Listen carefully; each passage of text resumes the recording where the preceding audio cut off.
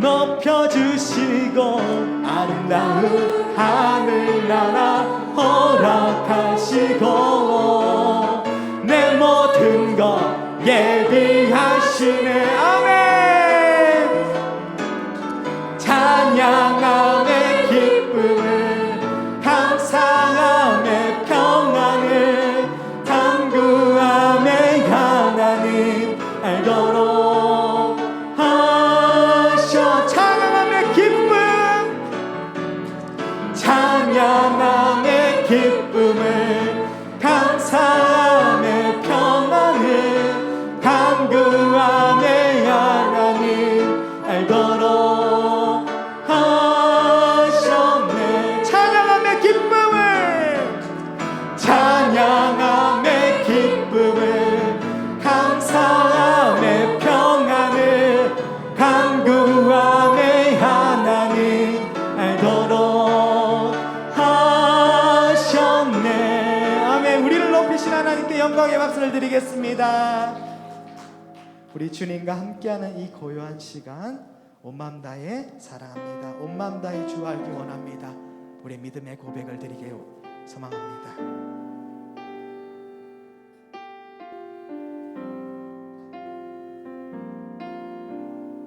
주님과 함께하는, 주님과 함께하는 이 고요한 시간, 주님의 보좌 앞에 내 마음을 쏟네. 모든 것 아시는 주님께 감출 것 없네. 내 맘과 정성 다해 주 바라나이다. 온 마음 다해 사랑합니다.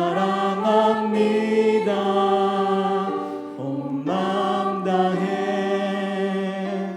주 알기 원하네. 내 모든 삶 당신 것이니 주만 섬기리. 온 마음 다해 나 염려하지 않아도, 나 염려하지 않아도 내 쓸 것 하시니. 나 오직 주의 얼굴 구하게 하소서. 다 이해할 수 없을 때라도 감사하며 날마다 순종하며 주 따르오리라. 온 마음 다해 사랑합니다. 온 마음 다해 주 알기 원하네. 내 모든 삶 당신 것이니 주만 섬기리. 우리 2절 한 번 더 찬양하겠습니다. 나 염려하지 않아도, 나 염려하지 않아도 내 쓸 것 하시니. 나 오직 주의 얼굴 구하게 하소서. 다 이해할 수 없을 때라도 감사하며 날마다 순종하며 주 따르오리라. 온 마음 다해 사랑합니다. 온 마음 다해 주 알기 원하네. 내 모든 삶 당신 것이니 주만 섬기리. 온 마음 다해 사랑합니다. 온 마음 다해 사랑합니다.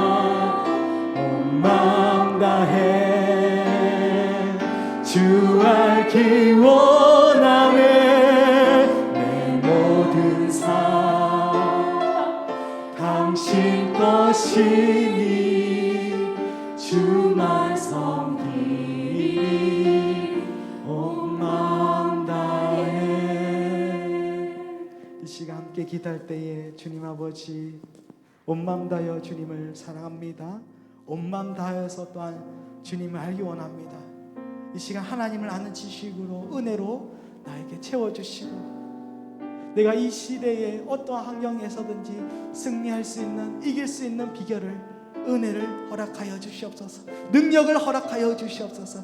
이 시간 주님의 이름을 크게 한번 부르고 합심하여 기도하도록 하겠습니다. 주여 주님 아버지 주님께 나가기를 소망합니다. 주님께 온 마음 다하여 우리의 고백을 올려드리기 원합니다.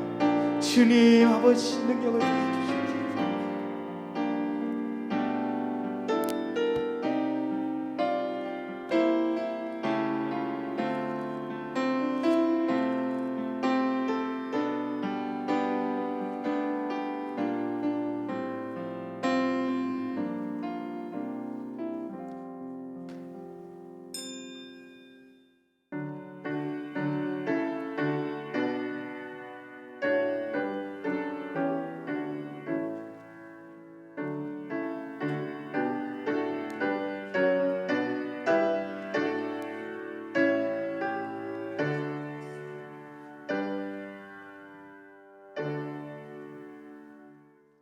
신앙 고백합니다.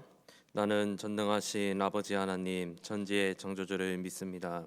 나는 그의 유일하신 아들 우리 주 예수 그리스도를 믿습니다. 그는 성령으로 잉태되어 동정녀 마리아에게서 나시고 본디오 빌라도에게 고난을 받아 십자가에 못 박혀 죽으시고 장사된 지 사흘 만에 죽은 자 가운데서 다시 살아나셨으며 하늘에 오르시어 전능하신 아버지 하나님 우편에 앉아 계시다가 거기로부터 살아있는 자와 죽은 자를 심판하러 오십니다. 나는 성령을 믿으며 거룩한 공교회와 성도의 교제와 죄를 용서받는 것과 몸의 부활과 영생을 믿습니다. 아멘. 찬송가 96장 찬송하겠습니다. 찬송 후에 이신옥 권사님 기도해 주시겠습니다.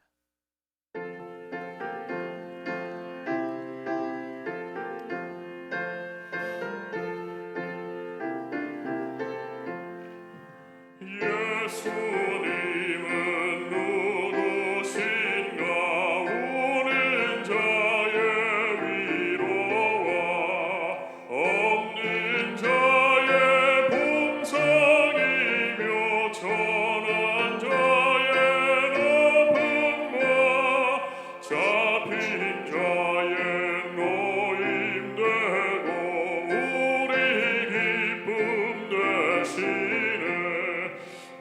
예수님은 누구신가 약한 자의 강함과 눈먼 자의 빛이시며 병든 자의 고침과 죽은 자의 부활되고 우리 생명 되시네.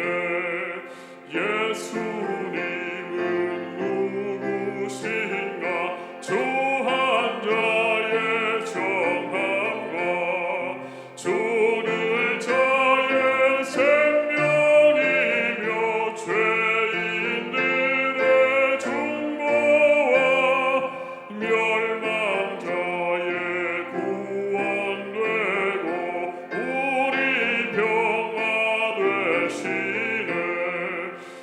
예수님은 누구신가 온 교회의 머리와 온 세상의 구주시며 모든 왕의 왕이요 심판하실 주님 되고 우리 영광 되시네.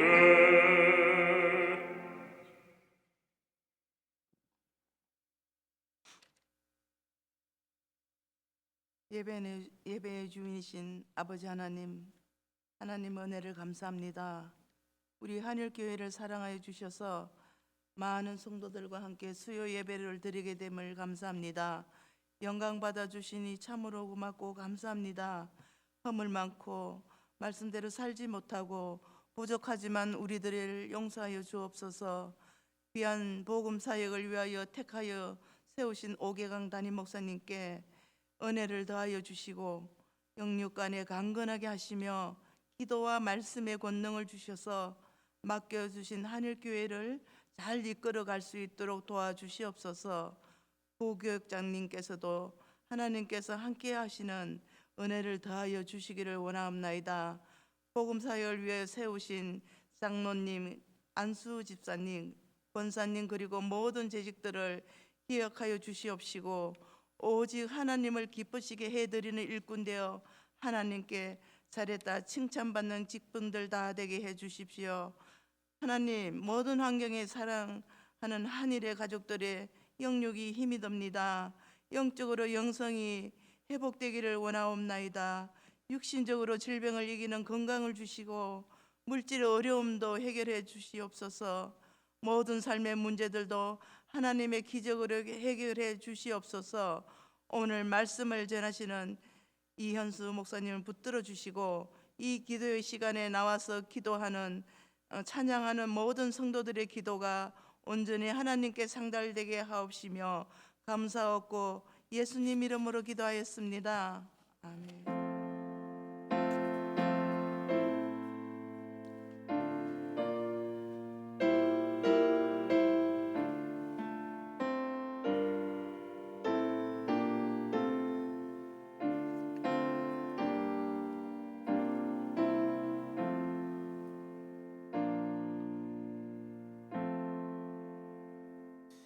하나님의 말씀은 신약 성경 사도행전 1장 8절에서 11절까지의 말씀입니다. 제가 가진 성경으로 신약 185면입니다. 사도행전 1장 8절에서 11절까지의 말씀을 제가 봉독하여 읽겠습니다. 오직 성령이 너희에게 임하시면 너희가 권능을 받고 예루살렘과 온 유대와 사마리아와 땅끝까지 이르러 내 증인이 되리라 하시니라. 이 말씀을 마치시고 그들이 보는데 올려져 가시니 구름이 그를 가리어 보이지 않게 하더라. 올라가실 때 제자들이 자세히 하늘을 쳐다보고 있는데 흰 옷 입은 두 사람이 그들 곁에 서서 이르되 갈릴리 사람들아 어찌하여 서서 하늘을 쳐다보느냐. 너희 가운데서 하늘로 올려지신 이 예수는 하늘로 가심을 본 그대로 오시리라 하였느니라. 아멘. 수요 찬양대 찬양으로 하나님께 영광 올려드리겠습니다.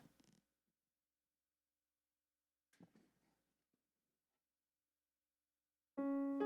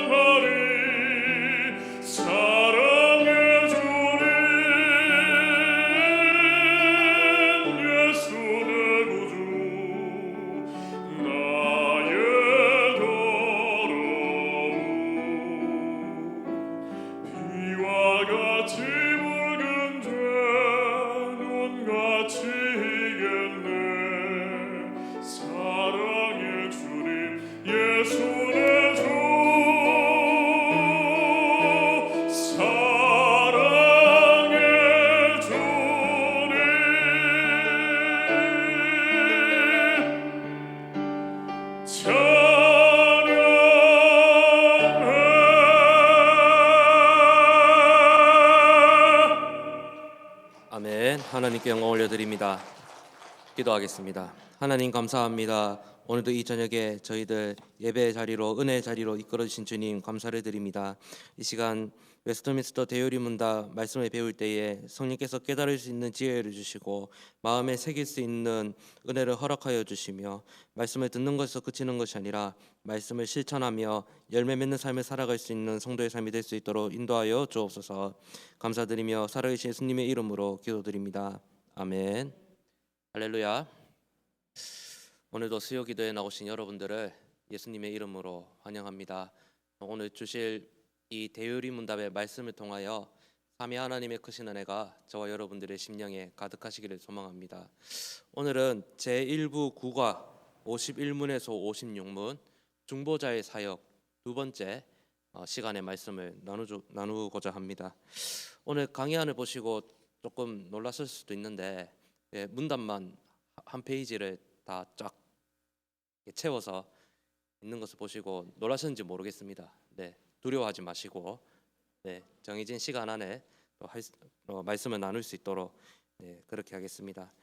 지난주에 중보자의 사역 첫 번째 시간이라고 해서 예수님의 낮아지심에 대해서 말씀을 나누었습니다. 예수님께서 성육신 하신 그 자체가 낮아짐의 절정이라고도 할 수 있는데 거기서 그치지 않고 예수님께서 십자가에서 비참한 죽음을 맞이하시고 음부의 권세까지 내려가신 낮아질 대로 낮아지신 그러한 낮아지심의 상태에 대해서 말씀을 나누었습니다.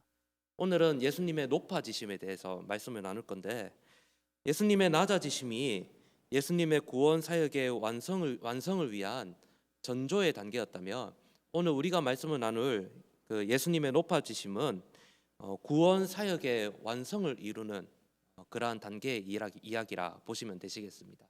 그래서 오늘 이 높아지심의 말씀을 통해서 하나님께서 예수 그리스도를 통한 구원을 어떻게 이루셨는지에 대해서 함께 대요리 문답 말씀을 통하여 살펴보도록 하겠습니다.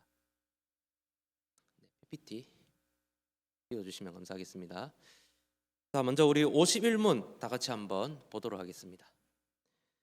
자, 제 51문 제가 질문을 읽으면 여러분들이 함께 답을 읽어주시기 바랍니다. 제 51문 그리스도의 높아지심의 상태는 무엇입니까?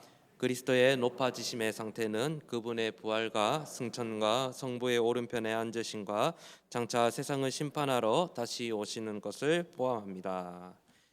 51문은 예수님의 높아지심의 단계가 어떠한지를 보여주고 있습니다. 그래서 강의안을 보시면 그리스도의 승기, 즉 높아지심의 상태가 포함하는 네 가지 요소는 무엇인가, 즉 네 가지 단계가 어떻게 이루어져 있느냐 하는 말씀입니다.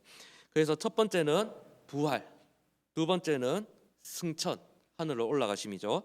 세 번째는 하나님 보좌 우편에 앉으심, 그리고 네 번째는 세상을 심판하기 위해 다시 오심. 이렇게 네 단계로 이루어져 있습니다. 그래서 이제 부활과 승천은 과거에 이미 일어났던 사건이죠. 그리고 하나님 보좌 우편에 앉으셨다. 이것은 지금 예수님께서 높아지신 상태에서 현재도 위치해 있는 그러한 상태입니다. 그리고 세상을 심판하기 위해 다시 오신다. 이것은 장차 미래에 이루어질 일들. 그래서 어떻게 보면 이 높아지심의 상태가 아직까지는 현재 진행형의 상태다. 그렇게 생각해 볼 수 있겠습니다.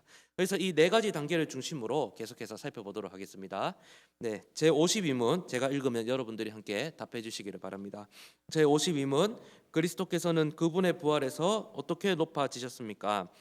그리스도께서는 부활해서 다음과 같이 높아지셨습니다. 곧 그분은 죽음에 매여 있을 수 없어 사망 중에 썩음을 보지 않으셨고 고난 당하실 때에 바로 그 몸을 그대로 가지셨습니다. 그것은 육체의 본질적 특성을 지닌 몸이었으나 현세에 속한 죽어야 할 성질과 기타 어떤 공통적 영향성은 없었습니다. 그 몸이 실제로 그분의 영혼과 연합하여 제3일에 죽은 자 가운데서 자기의 능력으로 다시 살아나셨습니다.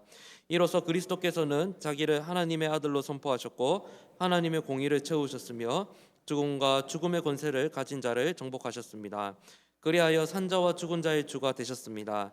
이 모든 일은 그리스도께서는 교회의 머리라는 공인으로 행하신 것으로 곧 신자들을 의롭다 하시고 은혜로 살리시고 원수들을 대항하도록 도우실 뿐만 아니라 마지막 날에 그들을 죽은 자들 가운데서 다시 살리실 것을 확신시키기 위함입니다. 네, 뭐 내용이 많습니다. 그래서 조금 풀어서 정리를 하자면, 자, 그리스도께서 영원히 사망의 권세 아래에 처하는 것이 불가능한 이유가 무엇이냐? 크게 두 가지 이유가 있습니다. 첫째는 바로 예수님의 신성 때문입니다. 예수님은 인간의 몸을 입고 이 땅에 오셨지만 참 하나님이시자 이 신성을 가지시고 이 땅에 오셨습니다. 그래서 이 예수님의 특징이 신성과 인성을 가지신 분이다라는 거죠. 이것이 바로 보통 인간과의 그러한 아주 큰 차이점이라고 할 수 있습니다. 예수님은 신성을 가지신 참 하나님이시자 하나님의 아들이시기 때문에 그리스도는 사망의 권세 아래 머무를 수 없습니다. 바로 예수님의 신성 때문이죠. 그리고 예수님께서 죄의 형벌을 완전히 치르셨기 때문에 사망이 더 이상 예수님을 붙잡을 수 없게 됩니다. 예수님께서 십자가에서 이 모든 죄의 값을 다 속량하셨기 때문에 더 이상 사망의 권세에 머물러 있을 수 없으십니다. 자, 예수님께서 제3일에 어떤 육신으로 부활하셨는가? 예수님께서 부활하신 육신은 단순히 이 영혼만 부활하신 그것이 아니고 눈에 보이는 그 육체 그대로 부활을 하셨습니다. 그래서 그 육체는 예수님께서 십자가의 고난을 받으시던 그 몸 그대로 부활을 하셨고, 그러나 영광스럽게 변화된 몸으로 부활을 하셨습니다. 그래서 이 그리스도의 영광스러운 몸은 더 이상 사망이 없는 몸, 왜냐하면 죽음에서 다시 살아나셨기 때문에 더 이상 죽지 않으시는 몸, 그리고 이생에 속한 여러 가지 연약함이 없는 몸을 의미를 합니다. 그러니까 똑같은 육체이지만 이 보통 인간과 다른 예수님의 몸은 완벽한 몸, 더 이상 연약함이 없는 몸이다, 그렇게 이해를 할 수 있습니다. 자, 예수님의 부활에서 나타나는 5가지 진리가 있습니다. 이 부활을 통해서 우리가 어떤 이 진리의 가르침을 배울 수 있냐? 그것은 첫째, 예수님이 하나님의 아들이시라는 것. 둘째, 예수님은 자신의 백성의 죄를 위해 십자가에서 하나님의 의를 만족시켰다는 사실입니다.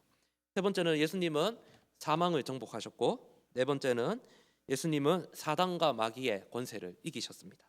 그리고 다섯 번째, 예수님은 산자와 죽은 자 모두의 주님이 되십니다. 예수님의 부활이 바로 우리의 그러한 교훈을 줍니다. 그리고 이 소요리문답 52문을 보면 중간쯤에 이런 말씀이 있습니다. 후반부쯤에 이 모든 일은 그리스도께서는 교회의 머리라는 공인으로 행하신 것이다, 이런 말이 있는데, 이것이 무엇이냐 하면, 여러분, 공인은 어떤 사람을 공인이라고 합니까? 자신을 위해 사적으로 행동하는 사람이 아니라 어떤 무리를 대표하는 공식적인 대표자, 어떤 무리를 대표해서 공식적인 일을 행하는 사람을 공인이라고 합니다. 그러니까 예수님께서 이 부활하심이 단순히 예수님 사적인 일이 아니라 하나님의 백성과 하나님의 그러한 교회를 대표하신 일이라는 겁니다.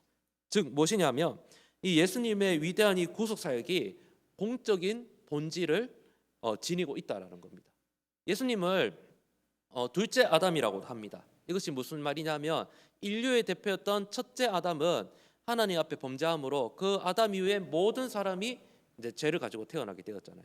그런데 둘째 아담이신 예수님은 이 예수님 개인이 십자가에서 모든 이 죄값을 치르심으로 말미암아 그 예수님을 믿는 모든 사람이 무엇을 얻게 됩니까? 속량, 이 죄사함의 구원을 얻게 되는 것입니다. 그렇기 때문에 이 예수님의 이 구속 사역, 예수님의 부활은 단순히 사적인 일이 아니라 예수님을 믿는 하나님의 백성과 교회의 어떤 일이다? 공적인 일이다라는 겁니다. 그래서 이 예수님의 부활을 통해서 얻을 수 있는 유익이 무엇입니까? 그것은 첫째, 하나님으로부터 의롭다, 의인으로 인정받는 칭의를 얻게 됩니다. 둘째는 바로 예수님의 그러한 은혜 안에서 다시금 우리의 영과 육이 소생하게 됩니다. 셋째는 대적과의 전투를 지원하게 됩니다. 이것은 무엇이냐면, 예수 그리스도의 권세의 이름에 힘입어 우리가 악한 영을 대적할 수 있게 되는 것입니다. 마지막 네 번째로, 마지막 날 재림의 날에 우리의 몸과 영혼도 부활할 것을 확신하게 됩니다. 로마서 4장 25절 함께 한번 읽어보겠습니다. 시작. 예수는 우리가 범죄한 것 때문에 내줌이 되고 하시기 위하여 살아나셨느니라. 네, 바로 예수님의 그 높아지심, 부활이 바로 우리들에게 이러한 은혜와 유익을 주십니다. 자, 53문 함께 한번 읽어보겠습니다. 제 53문. 그리스도께서는 그분의 승천에서 어떻게 높아지셨습니까? 그리스도께서 그분의 승천에서 다음과 같이 높아지셨습니다. 그분은 부활하신 후에 자기 사도들에게 자주 나타나셔서 그들과 대화를 나누시고 나라에 속한 일들을 말씀하시고 모든 민족에게 복음을 전할 사명을 주셨습니다. 그러나 부활하신 지 40일 후에 우리의 인성을 가지시고 우리의 머리로서 이기시고 사람들이 보는 가운데서 지극히 높은 하늘로 올라가셨고 거기서 사람들을 위하여 선물들을 받으시고 우리로 그것을 사모하게 하시고 우리를 위하여 있을 곳을 예비하십니다. 그분 자신은 지금 그곳에 계시고 세상 끝날에 제일 마실 때까지 계속 그곳에 계실 것입니다. 네, 예수님이 부활을 하시고 하늘로 승천하심으로 또 높아지심의 단계를 이루셨습니다. 자, 예수님께서 부활하시고 승천하시기까지의 이 기간은 얼마나 있을까요? 40일입니다. 40일. 40일 동안 부활하시고 이 땅에 계셨는데 40일 동안 계시면서 제자들과 공생의 사역만큼 늘 같이 계시지는 않았지만 제자들과 사람들에게 이제 수시로 나타나시면서 중요한 사명을 주셨습니다. 그 중요한 사명이 무엇이냐 하면 바로 오늘 본문에서도 읽었는데 사도행전 1장 8절의 말씀이기도 하죠. 바로 모든 족속에게 복음을 선포하라. 땅 끝까지 예수님의 증인된 삶, 복음의 증인된 삶을 살으라. 그러한 위대한 명령을 주시고 예수님께서 하늘로 승천을 하셨습니다. 자, 그래서 이 53문을 보면 우리의 본성을 가지고, 이제 강의 안에는 이제 인성을 가지고라고 되어 있고요. 그래서 우리의 인성을 가지고 우리의 머리로서 하는 구절이 이 예수님의 승천을 묘사하는데 어떻게 사용되었는가? 그리스도는 단순히 하나님으로서만 아니라 인간의 육체와 영을 가지고 승천하셨기 때문입니다. 그러니까 본질적 본성이라고 했을 때는 예수님이 참 하나님이시자 참 사람으로서 오신 그 보통 인간과는 다른 그 특징, 그것을 바로 우리의 본성, 우리의 인성을 가졌다, 이러한 표현으로 사용이 되었습니다. 그리고 우리의 머리로서라는 말은 그의 승천이 둘째 아담이자 인류의 구속자의 대표, 즉 우리의 대표자로서 공식적인 그러한 행위이기 때문에 바로 우리의 머리로서라는 이러한 말을 사용했습니다. 즉 예수님의 부활과 승천이 바로 공식적인 주님의 몸된 교회와 성도들의 가장 공식적인 구원 사역의 행위였다, 그러한 의미입니다. 그래서 예수님은 현재도 신인, 즉 하나님이시자 사람으로서 천국에서 하나님의 백성의 대표자여 그리고 머리가 되십니다. 예수님이 승천을 하셨을 때 예수님께서 눈에 보이는 그 육신 그대로 승천을 하셨을까요? 아니면 어떤 이러한 홀로그램과 같은 그림의 형상으로 승천을 하셨을까요? 오늘 본문에도 보면 하늘로 가심을 본 그대로 오시리라 말씀을 하셨습니다. 그러니까 이 예수님의 부활이 단순히 어떤 이 귀신, 어떤 그림자 같은 부활이 아니라 이 눈에 보이는 그 육신의 모습 그대로 승천을 하셨다는 말입니다. 그래서 이것은 이제 환상이나 영적 승천이 아닙니다.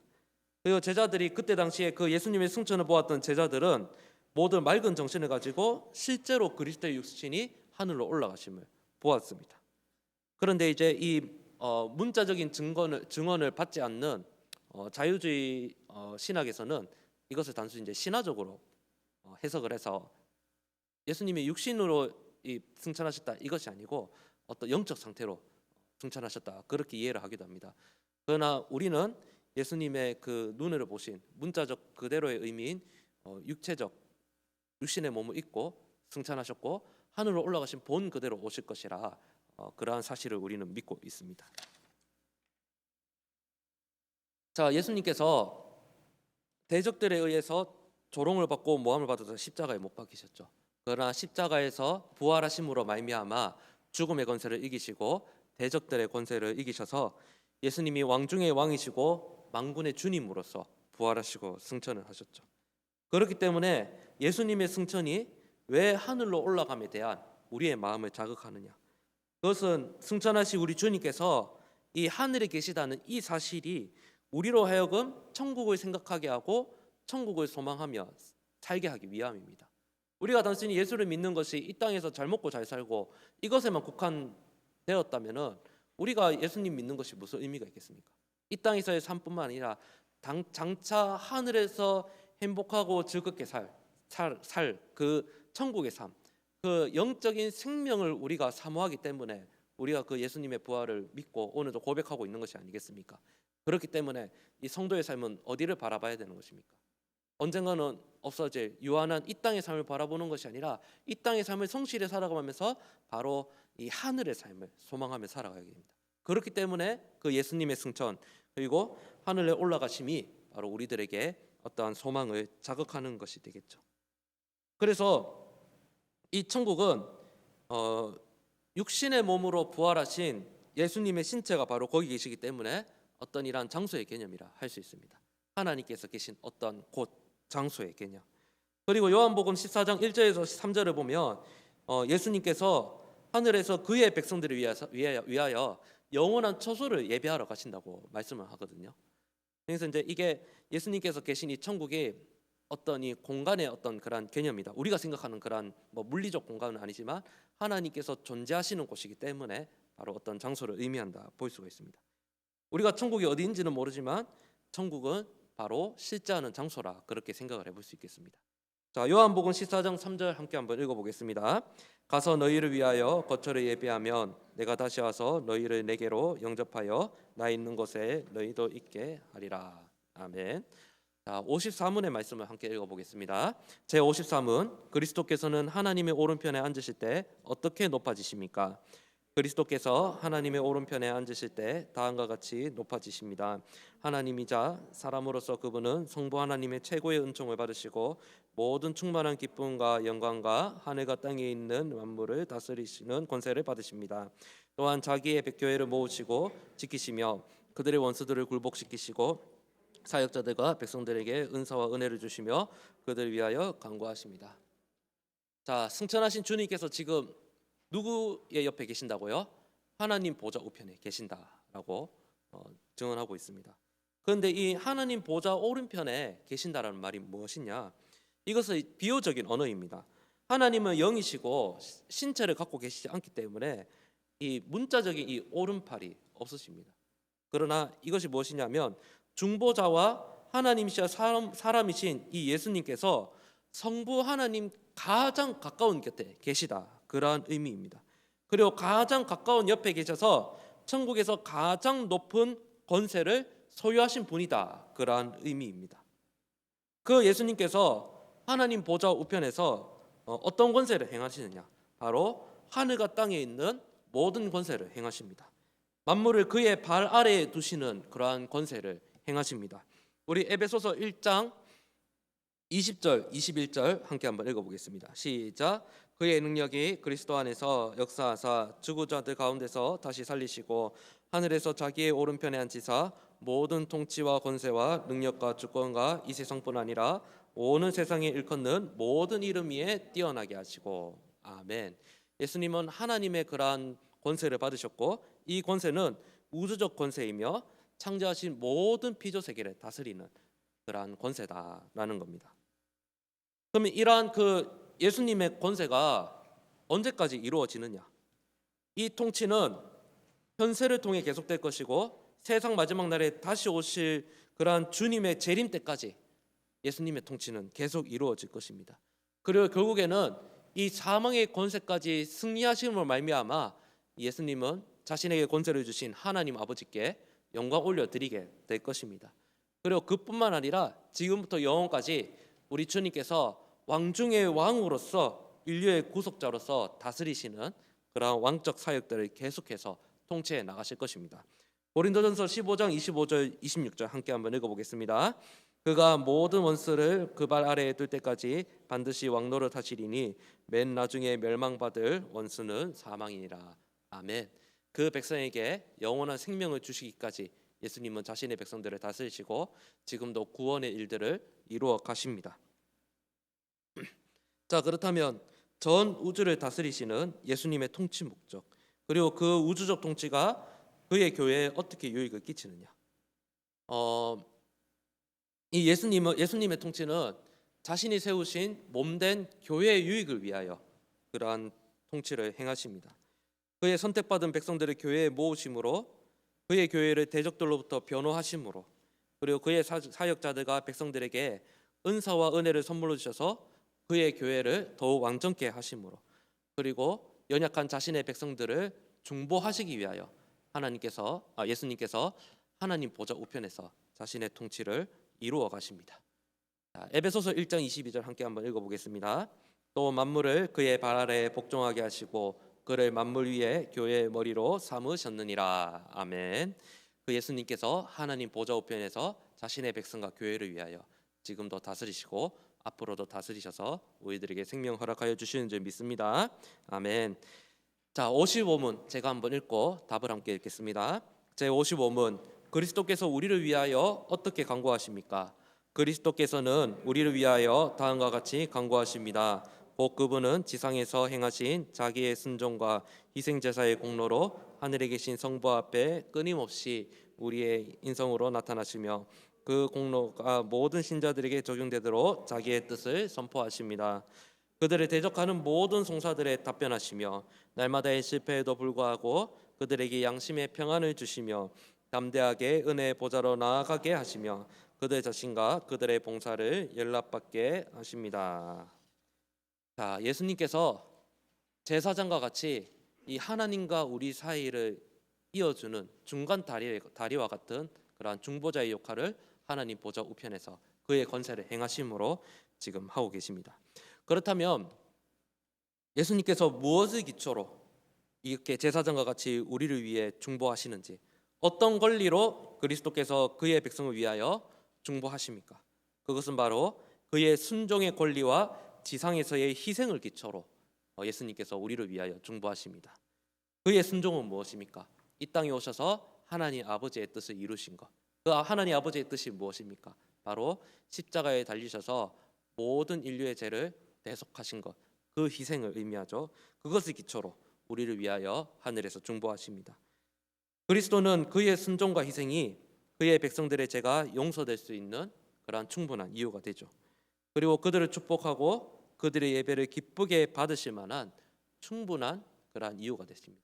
왜냐하면 예수님께서 우리들에게 값없는 은혜로 십자가에 달리셨고 지금도 우리를 중보하시기 때문입니다. 자, 그렇다면 우리의 모든 죄와 실패에도 불구하고 우리는 어떻게 기도 가운데 하나님의 은혜의 보좌 앞에 담대히 나아갈 수가 있겠습니까? 사단이 우리를 정죄함에도 불구하고 너희는 하나님의 축복과 은총을 받을 수 있는 자격이 없어, 그렇게 날마다 우리를 속삭일 때 우리는 어떻게 하나님 앞에 담대히 나아갈 수가 있겠습니까? 사실 우리 자신의 힘과 노력으로는 하나님 앞에 담대함으로 나아갈 수 없습니다. 담대하게 나아갈 수 있는 능력도 없고 자격도 없습니다. 이유는 하나님께서 거룩하신 데에 반해 우리는 죄 많은 연약한 죄인이기 때문입니다. 그러나 예수님의 이 천상적인 중보를 통해서 우리가 누구에게로 나아갈 수 있는 것입니까? 하나님 아버지께로 담대히 나아갈 수가 있는 것입니다. 왜냐하면 그분은 바로 하나님 말씀에 순종하였고 십자가에서 모든 희생을 이루심으로 우리의 죄에 대해 중보하시는 바로 대제사장이 되시기 때문입니다. 그래서 우리가 그 예수님을 의지함으로 말미암아 하나님 앞에 우리가 담대히 나아갈 수 있는 것이죠. 마치 자녀가 아버지 앞에 아무런 조건 없이 자격 없이 편하게 나아갈 수 있는 것처럼 우리가 예수 그리스도의 그 보혈의 은혜를 통해서 하나님 아버지 앞에 담대히 나아갈 수 있습니다. 우리 기도할 때 그렇게 하지 않습니까? 예수님의 이름으로 기도합니다라고 하지 않습니까? 우리의 힘으로 기도할 때는 우리의 기도가 하나님 앞에 연락되지는 않지만 우리가 예수님의 그 중보 사역을 통하여 우리의 기도가 누구에게 연락되는 겁니까? 하나님 아버지 앞에 연락되는 것입니다. 히브리서 4장 15절 함께 한번 읽어보겠습니다. 우리에게 있는 대제사장은 우리의 연약함을 동정하지 못하실 이가 아니요 모든 일에 우리와 똑같이 시험을 받으시기로되 죄는 없으시니라. 아멘. 그 예수님께서 지금도 하나님 보좌 우편에 앉으셔서 우리를 위하여 중보하고 계십니다. 그 주님을 의지하면서 믿음으로 승리하는 우리 성도님들 되시기를 바랍니다. 아멘. 마지막 56문 함께 한번 보겠습니다. 제 56문, 그리스도께서 세상을 심판하러 다시 오실 때 어떻게 높아지십니까? 그리스도께서는 세상을 심판하러 다시 오실 때 다음과 같이 높아지십니다. 곧 악한 사람들에게 불의하게 재판을 받으시고 정죄를 당하신 그분은 마지막 날에 큰 권능을 가지고 다시 오실 것인데 자기 자신과 아버지의 영광을 충만하게 나타내시면서 자기의 모든 거룩한 천사들과 함께 큰 애칭과 천사장의 소리와 하나님의 나팔 소리와 함께 다시 오셔서 세상을 의로 심판하실 것입니다. 자, 예수님께서 부활하셨고 하늘로 승천하셨고 하나님 보좌 우편에 자정하심으로써 높아지심을 다 이룬 것이 아니라 마지막 때에 다시 오셔서 세상을 심판하실 것입니다. 그것이 바로 예수님의 높아지심의 절정이고 완전한 구원 사역을 이루는 일이 되는 것입니다. 자, 예수님의 재림 이후에 즉시 따라올 위대한 사건이 무엇이냐? 그것은 바로 최후의 심판이죠. 예수님께서 재림하시는 그 종말의 시기가 바로 세상의 마지막 날이고 최후의 심판이 이루어지는 시기입니다. 그렇다면 그 최후의 심판은 언제입니까? 제가 알려드릴까요? 하면 제가 지금 잡혀가겠죠. 저도 모릅니다. 그 누구도 모릅니다. 오직 하늘에 계신 하나님 아버지만 아십니다. 우리는 모르지만 하나님 아버지께서 정하신 그때의 세상의 마지막 날, 최후의 심판의 날은 반드시 오실 것입니다. 누군가가 이 예수님의 재림의 때가 온다 자신 있게 안다고 하시는 분이 있으면 바로 가까운 교회나 노예에 신고해 주시면 감사하겠습니다. 그렇다면 우리가 예수님의 재림이 언제 오는지 알 수 있는가? 언제 오는지 우리가 알 수 있을까요? 정확한 그때와 시간은 모르지만 대략적인 이 감은 알 수 있습니다. 뭐 느낌 오지 않습니까? 예를 들자면 우리가 복음서를 보면 이렇게 말씀하지 않습니까? 마지막 때가 오면 뭐 가족들이 가족을 대적하고 적그리스도가 일어나고 그 자연 현상이 기이한 이런 이야기를 하지 않습니까? 그러니까 예수님께서 오시는 그 재림의 때, 마지막 심판의 때가 정확히 몇 날 며칠인지는 모르지만 이 마지막 때가 다가올수록 그러한 현상들은 성경에서 그것들을 이미 말씀하고 보여주고 있다는 겁니다. 그것을 통해서 마지막 때가 다가오나 대략적으로 추측해 볼 수 있다라는 거죠. 자, 그렇기 때문에 이 예수님의 재림을 준비하기 위해서 성도들 우리는 어떤 자세를 가지고 있어야 되냐? 두려워하고 떨고 걱정하고 염려해야 됩니까? 그것이 아닙니다. 바로 너희도 예비하고 있어라. 깨어 있어라. 깨어서 주님 오심을 준비하라. 그렇게 말씀하죠. 오늘 우리가 복음을 붙들고 또 그리스도의 이름에 합당하게 살아가는 이 모든 성실한 삶이 바로 예수님의 마지막 그 오심을 준비하는 일이다라는 겁니다. 자, 그렇다면 우리가 예수님의 재림과 최후와 심판을 맞이하는 우리의 태도는 어떻게 해야 됩니까? 기쁨과 즐거운 기대감을 가지고 이 위대한 구원의 사건을 고대해야 합니다. 그날은 우리에게 완전한 구원의 성취, 즉 죄로부터 그리고 죄로 말미암은 모든 결과로부터의 완전한 구원을 제공해주는 완전한 구원이 이루어지는 날이라는 겁니다. 그래서 디도서 2장 13절 이렇게 말씀합니다. 함께 있습니다. 복스러운 소망과 우리의 크신 하나님 구주 예수 그리스도의 영광이 나타나심을 기다리게 하셨으니 기쁜 마음으로 사모하라라는 겁니다. 그럼 예수님께서 재림 시에 어떻게 세상을 심판하시느냐? 바로 그의 의, 즉 하나님의 의로운 계명을 따라 심판하실 것입니다. 이것은 이제 인류에 있어서 처음으로 인류에 대한 하나님의 완전한 공의가 시행되는 날입니다. 하나님의 기준, 착한 일, 선행을 많이 해서 이 구원을 받는 것이 아니라 하나님 기준의 그 의에 합당하게 심판하실 것입니다. 그렇다면 이 예수님의 이 재림 때 심판을 받을 자들이 누구냐? 이 세상을 살아갔던 모든 죽은 자들과 그리고 살아있는 모든 자들, 그 누구도 하나님의 심판을 피할 수가 없습니다. 그렇다면 예수님의 재림 때 성도들은 마지막 때에 심판을 받습니까? 안 받습니까? 심판은 받지만 무엇을 안 당한다? 정죄를 당하지는 않습니다. 그래서 신자들의 경우에는 이 무죄가 선고될 것인데 왜냐하면 예수님의 그 거룩한 보혈과 의가 바로 우리의 것으로 덧입혀졌기 때문에 우리는 심판을 받지만 정죄를 당하지 않고 심판을 면하게 될 것입니다. 마지막으로 말씀 구절 함께 읽어볼까요? 고린도후서 5장 10절의 말씀입니다. 이는 우리가 다 반드시 그리스도의 심판대 앞에 나타나게 되어 선악간에 그 몸으로 행한 것을 따라 받으려 함이라. 로마서 8장 1절 함께 읽겠습니다. 그러므로 이제 그리스도 예수 안에 있는 자에게는 결코 정죄함이 없나니. 아멘. 사랑하는 성도 여러분, 오늘은 예수님의 높아지심을 통하여 중보자의 사역에 대해서 말씀을 나누었습니다. 예수님은 부활하셨고 하늘로 승천하셨고 하나님 보좌 우편에 앉아 연약한 우리를 지금도 중보하시고, 그리고 장차 마지막 때에 심판주로 오셔서 하나님의 완전한 그 공의를 가지고 하나님의 구원을 이루실 것입니다. 그러한 하나님의 그러한 완전한 구원이 이루어지기까지 오늘도 말씀을 붙들고 하나님 앞에 믿음 있는 삶을 살아감으로 하나님의 그러한 완전한 구원의 기쁨과 은혜를 소망하며 누리며 살아가는 저와 여러분들의 삶이 되실 수 있기를 진심으로 소망합니다. 아멘. 기도하겠습니다. 하나님 감사합니다. 우리를 위하여 철저히 낮아지셨고 우리를 위하여 철저히 높아지심으로 완전한 구원의 사역을 이루셨고 이루시는 주님의 그 은혜와 권능을 찬송합니다. 우리가 그 다시 오실 주님을 소망하며 오늘도 깨어 준비하고 있으라 하는 그 주님 말씀을 기억하며 오늘도 말씀 붙들고 믿음 있는 삶, 또한 말씀 앞에 성실한 삶을 살며 하나님 앞에 영광 올려드리는 삶을 살아갈 수 있도록 인도해 주옵소서. 감사드리며 예수님의 이름으로 기도드립니다. 아멘. 161장 찬송입니다. 161장.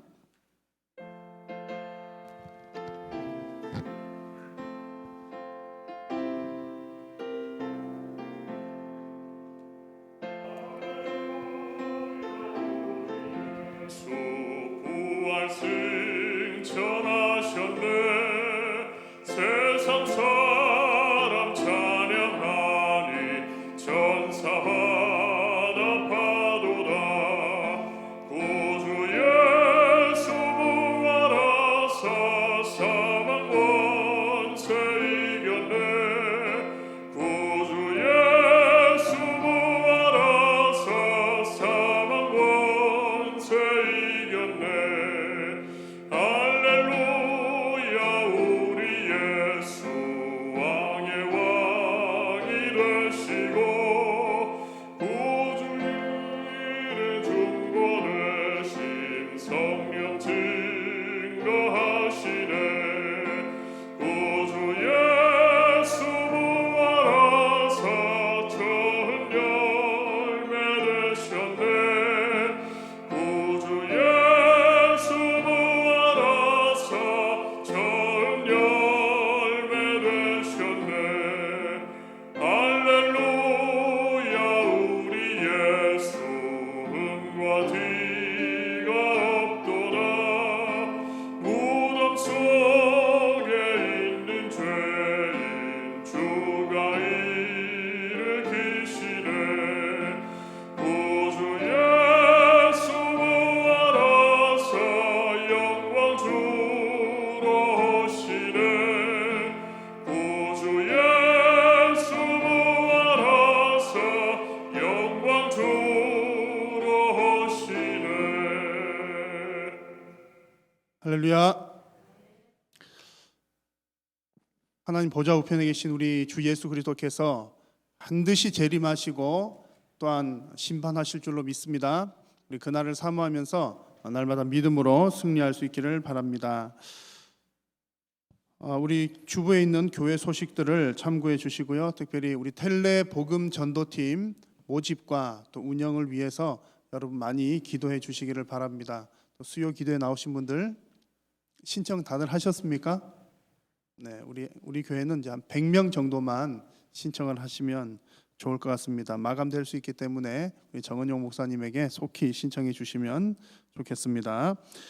이 시간 우리가 합심해서 함께 기도하겠습니다. 기도하실 때에 우리 교회를 위해서 함께 기도해 주시고 우리 성도님들, 특별히 어려움 당한 성도님들, 성도님들의 가정들을 위해서 기도해 주시고 또 우리 특별히 고3 수험생 자녀들을 위해서 기도해 주시고 우리 텔레 복음 전도팀 잘 모집되고 또 운영되어서 복음을 증거하는 일에 귀하게 쓰임 받을 수 있도록 위해서 기도해 주시고 여러분들의 간절한 기도의 제목들을 위해서 이 시간 합심해서 주님의 이름 한 번 부르고 함께 기도하겠습니다. 주여,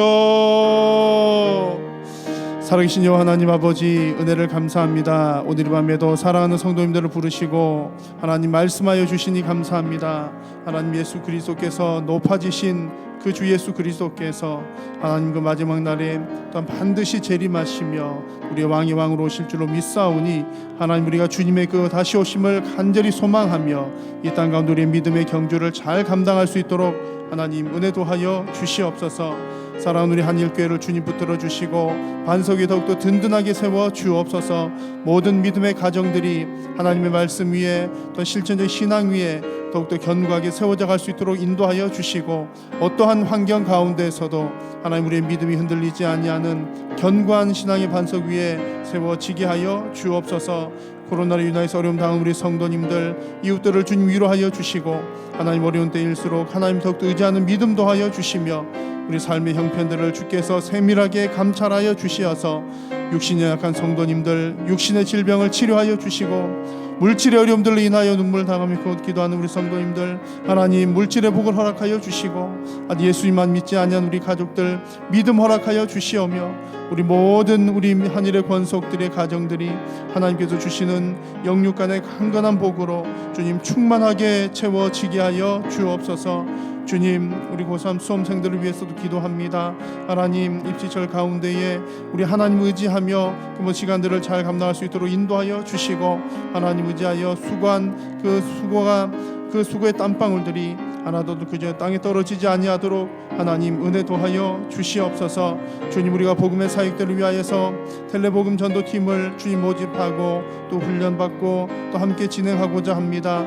하나님 은혜 베풀어 주시어서 우리 복음을 증가하는 일에 우리 많은 성도님들이 헌신될 수 있도록 인도하여 주시고 우리가 복음을 이야기하고 선포하는 그 모든 과정들을 통하여 우리 하나님의 영광이 크게 드러나며 주님 우리 한일교회가 우리 귀한 믿음의 권속들이 하나님 앞에서 귀하게 쓰임받는 그런 은혜가 있게 하여 주시옵소서. 사랑하는 성도님들의 간절한 기도의 제목들로 주님 앞에 기도합니다. 하나님의 살아계심을 경험케 하여 주시옵소서. 하나님 간절히 구하는 살아계신 하나님께 간절히 매달리는 그런 모든 기도의 제목들이 주님의 뜻을 따라 응답을 받고 하나님 뜻을 깨달아는 귀하고 복된 기도의 시간과 응답의 시간들이 다 되게 하여 주시옵소서. 오늘 이 밤에도 주님 은혜 주심을 감사합니다. 하나님 받은 말씀을 깊이 새기고 간직하게 하여 주시고 주님 남 시간들과 우리 삶의 형편을 간 현장들 가운데서 늘 성령님과 동행하며 믿음으로 살아가게 하여 주시옵소서. 주님 감사합니다. 주께서 주시옵소서. 살아계신 우리 하나님 은혜를 감사합니다. 오늘 이 밤에도 저희들을 부르셔서 영광 받아주시니 감사하고 말씀하여 주시니 감사합니다. 주 예수 그리스도의 재림의 때를 간절히 사모하며 이 땅 가운데 삶을 믿음으로 잘 경주해 나아가는 귀하고 복된 성도님들이 되게 하여 주옵소서. 오늘 이 시간 간절히 구한 모든 기도의 제목들이 주님의 뜻을 따라 응답받게 하여 주시고 우리가 그 기도 응답을 통하여 하나님의 살아계심을 경험하며 무엇보다도 주님의 뜻을 깨달아 아는 우리 모든 성도님들이 되게 하여 주옵소서. 이 시간 주님 앞에 귀한 예물 드립니다. 하나님 드린 예물이 주님 영광 위하여 귀하게 쓰임받도록 도우시고 드리는 손길 위에 하나님 은혜 베풀어 주옵소서. 돌아가는 발걸음을 지키시고 각자의 우리 성도님들의 삶의 형편들 가운데 성령님 늘 동행하여 주심으로 늘 믿음으로 승리하는 귀하고 복된 성도님들이 되게 하여 주옵소서. 오늘 베풀어 주신 주님 은혜를 감사드리오며 우리 구주 예수님의 이름으로 기도드립니다. 아멘. 하늘에 계신 우리 아버지여 이름이 거룩히 여김을 받으시오며 나라가 임하시오며 뜻이 하늘에서 이루어진 것 같이 땅에서도 이루어지이다. 오늘 우리에게 일용할 양식을 주시옵고 우리가 우리에게 죄 지은 자를 사하여 준 것 같이 우리 죄를 사하여 주시옵고 우리를 시험에 들게 하지 마시옵고 다만 악에서 구하시옵소서. 나라와 권세와 영광이 아버지께 영원히 있사옵나이다. 아멘.